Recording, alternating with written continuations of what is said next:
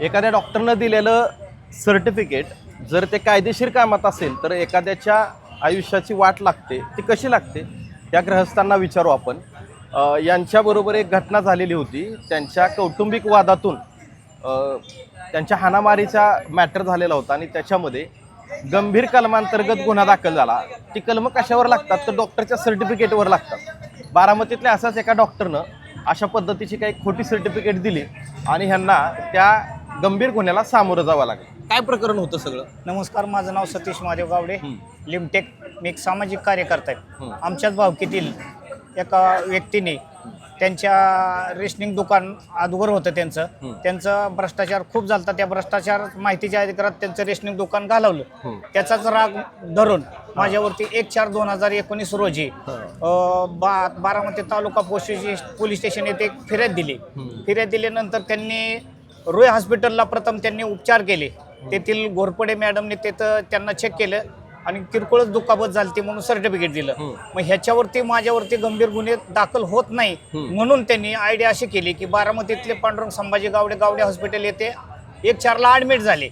Admit झाल्यानंतर तिथं admit होण्याची खाजगी दवाखान्यात झाले. सरकारी झाल्यानंतर खाजगी दवाखान्यात मुद्दाम तिथं ऍडमिट झाले. ऍडमिट झाल्यानंतर तेथील डॉक्टरांनी पांडुरंग संभाजी गावडे यांनी त्यांच्या लिगल सर्टिफिकेटवर सरकारी रुग्णालयात कार्यरत नसताना, पूर्वी ते कार्यरत होते 2010 ते 11 पर्यंत कालावधी त्यांचा कालावधी संपल्यानंतर 7 वर्षानंतर माझ्यावरती 1/4/2019ला त्यांच्या स्वतःच्या लेटर पॅड वरती लिखित सर्टिफिकेटवर सरकारी शिक्का medical officer Pandurang Gawade medical officer. त्यावेळेस सेवेत नव्हते, त्यावेळेस ते कार्यरतच नव्हते, सेवेतच नव्हते. तरी पण ते शिक्का दिला. शिक्का दिल्यानंतर त्या पोलिसांची फसवणूक केली. पोलिसांनी FIR दाखल करून आम्हाला कोर्टामध्ये नेलं. मी त्यावेळेस त्या सर्टिफिकेटमुळे 1 ते 2 दिवस मी जेलमध्ये होतो. त्यामध्ये माझे वडील 71 वर्षाचे होते. त्यांना सुद्धा त्यांना तिथं अटक करावं केली.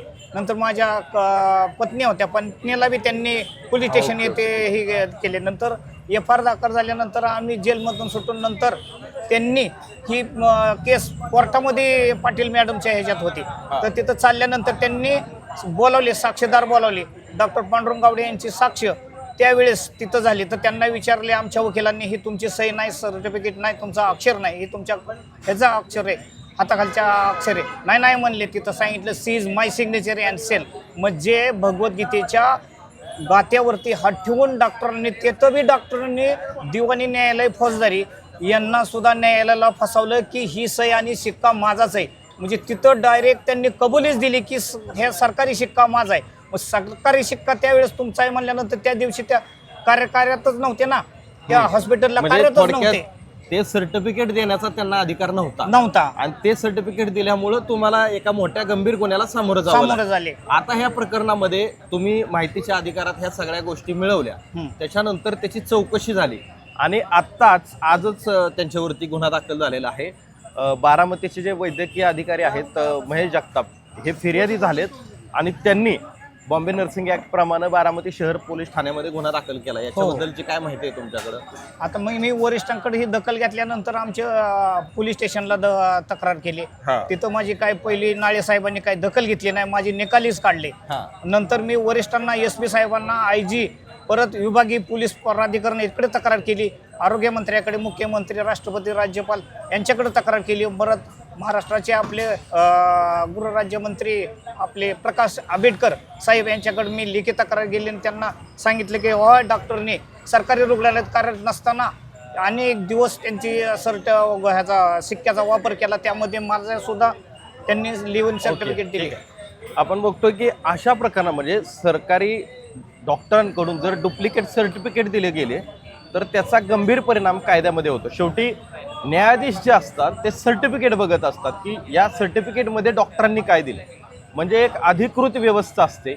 एखाद्या घटनेमध्ये कोणाला किती लागलेलं आहे, किती वार झालेले आहेत, काय झाले, त्याच्यावरती कलमं ठरतात आणि असे सर्टिफिकेट जर डुप्लिकेट असतील तर लोकांच्या आयुष्याशी हा खेळण्याचा प्रयत्न आहे. अशा प्रकारच्या घटना जर घडत राहिल्या तर गोरगरीब लोकांवरती खूप मोठ्या प्रमाणात अन्याय होऊ शकतो. आता या प्रकरणी संदर्भ जे कोण डॉक्टर आहेत ज्यांनी हे डुप्लिकेट सर्टिफिकेट दिलं त्यांच्यावरती आता बारामती तालुका शहर पोलीस ठाण्यात गुन्हा दाखल करण्यात आला.